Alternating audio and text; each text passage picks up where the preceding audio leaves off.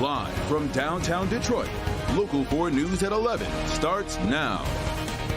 We're going to begin with Exact Track 4D radar showing you both rain and snow moving across Metro Detroit at this hour. Of course, we knew winter weather would eventually come, and here it is. That's right. Let's head over to forewarned meteorologist Kim Adams with what to expect overnight and into tomorrow morning's commute. Kim.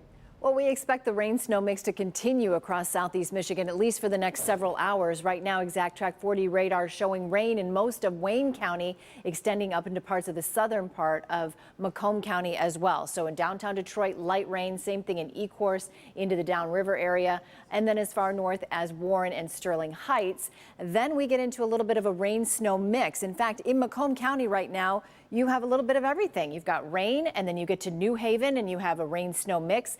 Go up to Richmond and Romeo, and it changes over to all snow. Now, the most area of snow that we're going to see is going to be really to our north. We've got a few light snow showers in Monroe County, but it's up in the thumb that there's a winter weather advisory as they expect as much as 2 to 4 inches of snow. Accumulation really not the problem overnight. Tonight, we might get another little dusting on the grassy areas up to an inch north of M59. But the big story tomorrow is going to be a little icy in the morning because temperatures have already dropped to freezing in Pontiac and just above in Mount Clemens, Ann Arbor, and in Howell. So shouldn't be snowing for your morning commute, but it will certainly be a little slippery in some spots. And then temperatures warm into the upper 30s. We'll get another round of a rain-snow mix tomorrow afternoon. I'll talk about that in the forecast in just a few minutes. Okay, Kim, thank you, and be sure to tune in to Local 4 News when you wake up. Brandon and Kim will be tracking the weather and traffic conditions from 4:30 to 7 a.m. And if you get a little bit later start in the day, tune in to the 7 a.m. show on Local 4 Plus. Well, just days after the Republican Party's lackluster performance in the midterms, former President Donald Trump officially announcing tonight, to the surprise of no one, he is running for president in 2024. The announcement coming just about 90 minutes ago from Mar-a-Lago in Florida. In order to make America great and glorious again, I am tonight announcing my candidacy for President of the United States. He is launching his candidacy amid a series of escalating criminal investigations, including the Justice Department looking into his handling of classified documents after leaving office. Tonight, he made a pitch to undo what has happened under the Biden administration. 2 years ago, we were a great nation, and soon we will be a great nation again.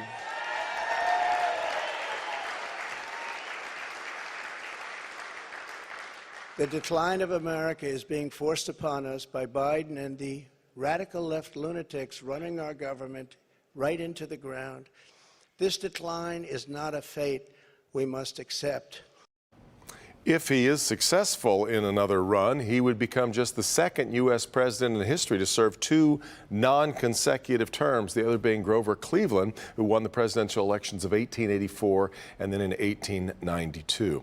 Now, also developing tonight, President Biden calling an emergency meeting with G7 and NATO leaders after the Polish government says a Russian-made missile killed 2 of its citizens near the border with Ukraine. While Russia is denying responsibility, if true, it would mark the first time since the invasion that Russian weapons came down on a NATO country. The Polish prime minister says the government is investigating and also raising its military readiness.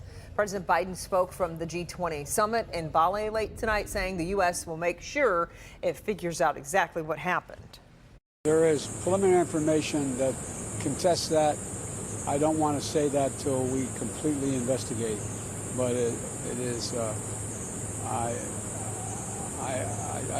It's unlikely in the minds of the trajectory that it was fired from Russia, but we'll see. Meanwhile, on the Ukrainian side, President Volodymyr Zelensky called the explosion, quote, a very significant escalation of the war.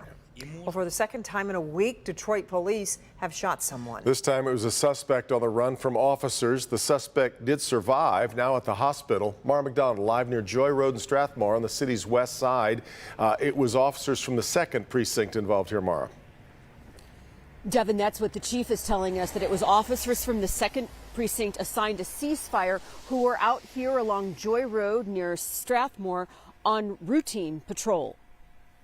Those officers saw an SUV with an improper plate on it and initiated a traffic stop. and they say one of the people in the SUV bailed out and ran. The driver flees from the vehicle on Strathmore Street. The passenger officer jumps out and engages in a foot pursuit. Shots are fired. One shot from our officer at least. We're looking into how many shots he fired, but at least one shot strikes the perpetrator, and the perpetrator is struck in the thigh. The man officer shot is in temporary serious condition. They did find a gun and a ski mask at the scene. Meanwhile, someone else in that SUV kept driving. It has not been found. Police say it's a Chevy Suburban or Tahoe with the license plate ELY 6819. Back here live, what is unknown tonight?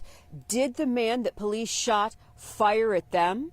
Did he point the gun that was found at the scene at them? Or were officers the one who initiated the gunfire here? All of that unclear. I would anticipate we're going to have a briefing from the chief tomorrow. We're live on Detroit's West Side. I'm Mara McDonald, Local 4.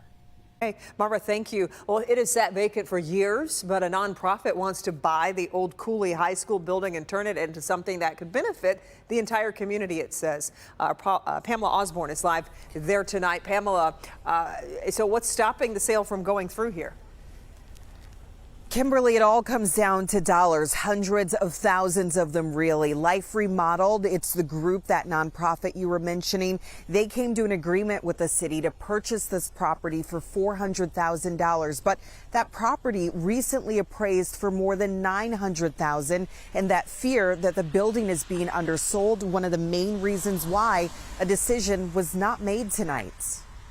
Every single time something positive could have been done with Cooley, school board members have allowed it to continue to become one of Detroit's largest monuments of urban decay. Chris Lambert had an offer on the table. Tuesday, he was expecting the school board to vote to approve the sale of Cooley High School to his nonprofit, Life Remodeled. The organization had big plans for the property. Health and wellness services, youth programs, new job opportunities. And DPSCD pulled the vote to put that plan into action off the agenda. There was also concerns raised by finance committee members and other board members that perhaps we were underselling the property. The most recent appraisal came back at $930,000. That's more than double what was agreed upon by Life Remodeled and the district weeks earlier. Residents attending Tuesday night's board meeting were not happy. So if these guys walk away, what would be next? It would sit up another 10 years. We've been waiting 12 years,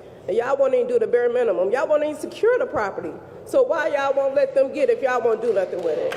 Charlotte Blackwell, a Cooley alum, neighbor, and advocate for the building's transformation, says it's disheartening. This project is so important for us. She hopes the deal can be salvaged and that whatever happens, happens quickly. The school itself is in dire need of repair, and it won't last much longer.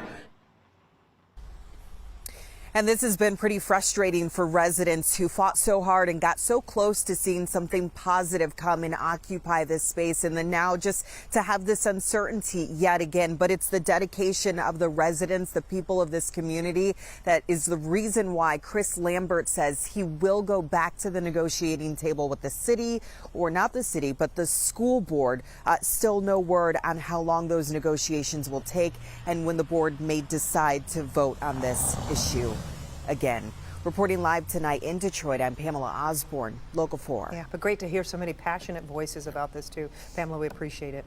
Prosecutors are going to seek a life sentence with no parole for Ethan Crumbley in the Oxford High School shooting. It comes 3 weeks after the 16-year-old pleaded guilty to all 24 charges against him, including not only murder but terrorism. While a first-degree murder conviction typically brings an automatic life sentence in Michigan, teenagers are entitled to a hearing at which their lawyer can raise mental health issues or other things in arguing for a shorter sentence. Sentencing process, though, still a few months away. It'll start in February of next year. Man accused of causing a crash while having a body in his trunk in Roseville is now charged with murder. Police say 19-year-old Stephen Freeman broke into Gabrielle Seitz's home last month when she wasn't home. Police say when she arrived, they got into a fight. She was killed. Later in that day, Freeman was driving her truck near Hayes and Common when he crashed and ran off. Her body was found in the truck. Freeman went before a judge on the new murder charges today and is in jail with no bond. Meanwhile, in Livonia, 2 men are in the hospital after police say they shot each other during a fight. Happened this afternoon on Perrin Street near Joy Road and Merriman Road. Witnesses say they saw a man with a gun enter a car and hit another car. Investigators say the men knew one another and that they had been at odds for some time. Both are being treated for non-life-threatening injuries. Congresswoman Lisa McClain has been elected to a leadership position. The Macomb County Republican will serve as the next conference secretary. Right now, Republicans are expected to have a slim majority in the House of Representatives when the new Congress is sworn in on January 3rd.